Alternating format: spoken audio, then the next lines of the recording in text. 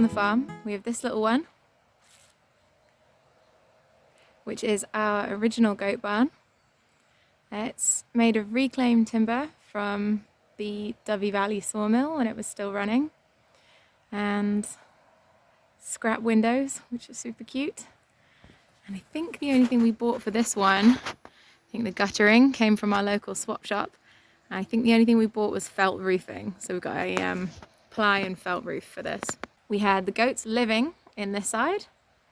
And then this was our first milking parlour before we were selling any milk. And we just used to hand milk down here. But obviously it's got no running water and no electricity. So when we wanted to start selling milk, we had to build a separate parlour and a bigger barn because we just kept adopting goats.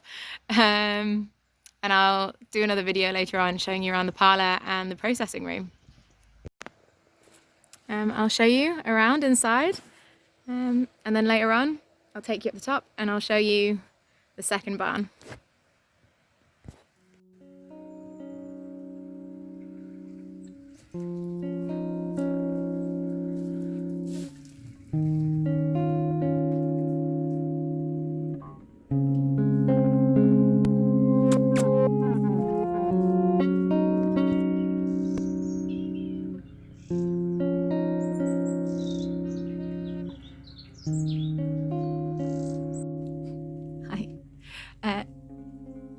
Just like the cow barn, the goat barn, which I affectionately call the scrap palace, is basic. So I think the best thing for me about this barn is we built it in a day. Me, Scott and Jake, who was staying with us at the time. And it was great. It was a real race against the clock. We kind of had a really tiny goat shed and we'd agreed to take on a bunch of rescue goats from a closing down dairy.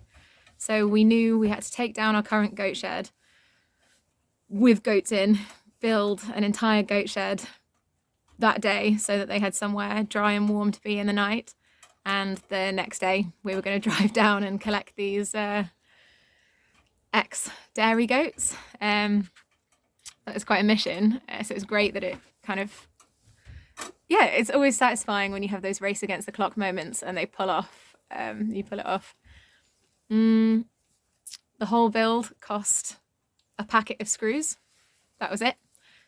All the timber was from skips, some sawmill rejects, and I think for the big, larger pieces of timber, Scott had actually offered to take down someone else's shed or like a broken down barn. So he went and did the labour of taking that apart and then, brought all that timber home. And the tin is actually from the Centre for Alternative Technology from one of their old sheds. So it's had quite a long life already. And as you can see, it's a little bit bent out of shape. So it isn't the most waterproof. So we also have a giant tarp over the roof, making sure that the goats stay pretty dry. We use straw every day. So it's just nice, comfy, deep straw. It gets mucked out once a year, but it means that by this time of year, the level's pretty high, but that provides a lot of warmth for them. It sort of composts with the latter stages kind of breaking down. And yeah, it really gives off a lot of heat. So I've slept in here before, and it can confirm, warm, dry, hard to sleep in a goat barn. Maybe not the most advisable, but it was a really nice life experience. Maybe one day I'm going to have more complicated builds to show you, but for me it's been less about the building and more about how the space can accommodate the animals. It's permanently open, so they can come and go as they please. It's got a lot of floor space for them to be able to, same as the cows, express their natural behaviour. The kids can play with each other. We've got some sick bays to the back, like these, which we just keep in case anybody needs to be separated, or sometimes if we know that there's a lot of goats kidding at the same time, we can kind of split the mums up for the first part of the births, because otherwise sometimes just when they're newborn they can get a bit confused about whose baby is who, so it's nice to be able to give them that space.